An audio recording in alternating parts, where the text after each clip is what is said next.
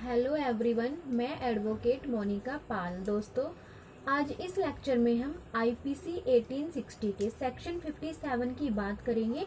ठीक है, सेक्शन 57 में है fractions of terms of punishments, या फिर हम कह सकते हैं कि connection between section 57 and section 511 IPC 1860। तो देखिए, सबसे पहले हम सेक्शन 57 को पढ़ लेते हैं कि सेक्शन 57 में इसकी क्या डेफिनेशन बताई गई है।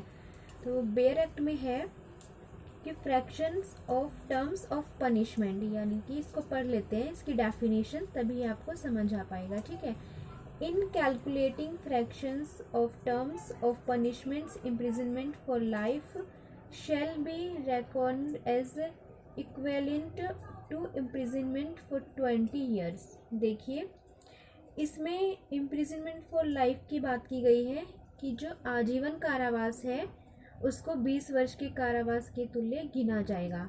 ठीक है, यानी कि आजीवन कारावास को यहाँ पे कैलकुलेट किया गया है। ठीक है, तो देखिए, ऐसा नहीं है कि जो लाइफ और इम्प्रिजनमेंट है उसको 20 ईयर माना जाएगा, ऐसा नहीं है। ये कब माना जाएगा ये मैं आपको अभी आगे समझाऊंगी, हम इसमें आगे समझेंगे। ठीक है, देखिए, यदि किसी व्यक्ति को लाइफ और इम्प्रिजमेंट दी जाती है तो ऐसा नहीं है कि उसको 20 साल की सज़ा दी जाएगी, उसको 20 साल की सज़ा नहीं दी जाती है। जिस व्यक्ति की जितनी आयु होती है उसकी उस आयु तक उसको कारावास में रखा जाता है, यानी कि आजीवन कारावास, उम्र कैद, यानी कि जीवन भर के लिए कारावास, जब तक कि उसकी मृत्यु नहीं हो जाती तब तक उसको कारावास में ही रखा जाता है। अब देखिए, जो ये लाइफ और इम्प्रिजनमेंट है इसको कैलकुलेट क्यों किया जाता है, क्या आवश्यकता है इसको कैलकुलेट करने की। देखिए, इसको यहाँ पे समझने के लिए हम सेक्शन 511 समझेंगे, आईपीसी 1860 का सेक्शन 511। ठीक है, देखिए सेक्शन 511, इसमें है कि punishment for attempting to commit offence punishable with imprisonment for life और अदर इम्प्रिजनमेंट। अब देखिए, जो सेक्शन 511 है इसमें ये कहा गया है, यानी कि इसमें अटेम्प्ट की बात की गई है। ठीक है, यदि कोई ऑफेंस है किसी व्यक्ति के द्वारा उसका अटेम्प्ट किया जाता है, ठीक है, तो संपूर्ण आईपीसी में जितने भी सेक्शंस दिए गए हैं, यानी 511 धारा दी गई हैं, उन धाराओं में उस अटेम्प्ट की बात नहीं की गई है, यानी कि उसके लिए दंड नहीं बताया गया है। और जो ऑफेंस है उसमें जो सज़ा है वो आजीवन कारावास की दी गई है, लेकिन अटेम्प्ट करने के लिए कोई दंड नहीं बताया गया है। तो हम क्या करेंगे, हम सेक्शन 57, इसमें 20 ईयर दिया गया है ना, आजीवन कारावास को 20 ईयर समझा गया है, तो इससे कैलकुलेट करेंगे। ठीक है, अब इसको समझ लीजिए, जैसे कि आईपीसी 1860 का सेक्शन 302 है। ठीक है, सेक्शन 302 में पनिशमेंट फॉर मर्डर की बात की गई है।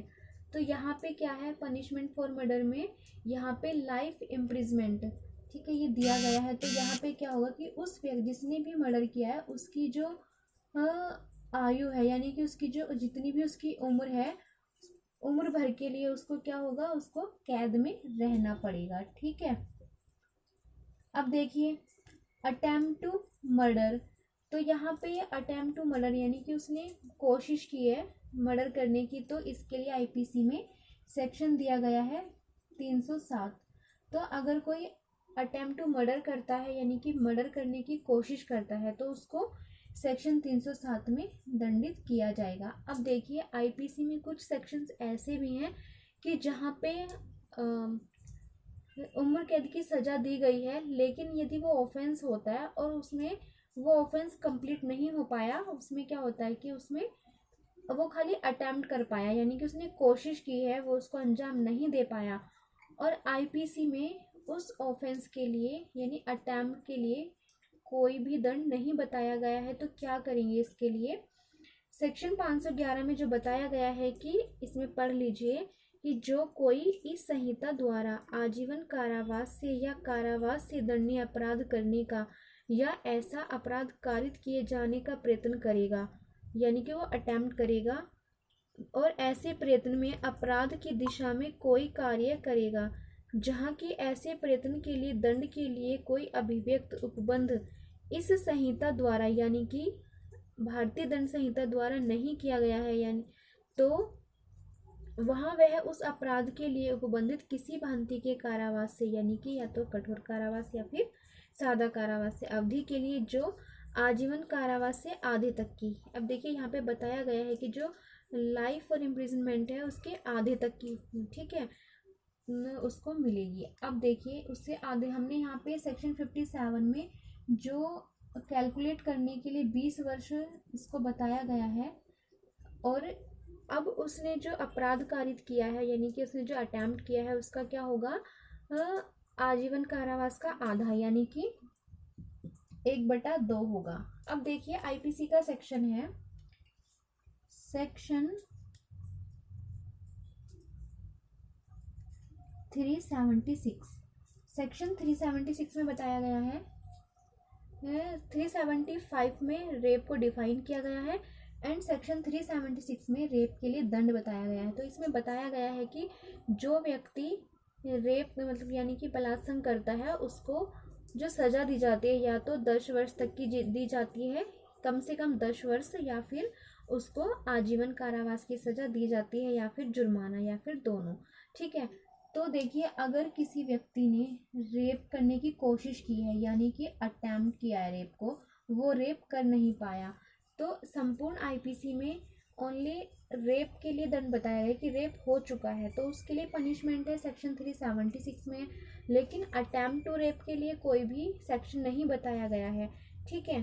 तो इसमें हम क्या करेंगे कि जो ये 20 वर्ष है 57 में हम इसमें कैलकुलेट करेंगे आजीवन कारावास, आजीवन कारावास 20 वर्ष, और सेक्शन 511 कहता है कि उसको आधे तक की सज़ा दी जाएगी, तो ये सज़ा दी जाएगी 1/2। तो इसमें क्या होगा, इसको देखिए यहाँ पे कैलकुलेट करेंगे तो 10 वर्ष, यानी उस व्यक्ति की जो सज़ा होगी वो क्या होगी, जिसने अटेम्प्ट टू रेप किया है वो क्या होगी, 10 वर्ष होगी। अब देखिए उसमें जुर्माना भी है, मान लीजिए कि वो व्यक्ति जुर्माना नहीं दे पाया, ठीक है, तो क्या होगा, जुर्माने के लिए जो बताया गया है, अब देखिए सेक्शन 65 बताया गया है। सेक्शन 65 में बताया गया है कि जुर्माना ना देने पर वो क्या होता है, जो अधिकतम अवधि होती है, अधिकतम अवधि क्या होगी, आजीवन कारावास है तो 20 वर्ष होगा, उसका क्या होगा 1/4 बताया गया है, ठीक है। तो 20 वर्ष का अब 1/4 कीजिए कैलकुलेट करके, तो ये देखिए ये क्या आएगा आपका 5 वर्ष, ठीक है। अब इसमें ये 5 वर्ष और यहाँ पे ऐड कर दीजिए, यानी कि 10 वर्ष तो उसकी आधे की अवधि है जो उसने अटेम्प्ट टू रेप किया है, उसने जुर्माना भी नहीं दिया, तो प्लस 5 वर्ष, तो 5 वर्ष की उसकी जो टोटल हो गई वो हो गई 15 साल की सज़ा, तो उस व्यक्ति को क्या मिलेगी, 15 साल की सज़ा मिलेगी, ठीक है। दोस्तों आज के लेक्चर में इतना ही, धन्यवाद।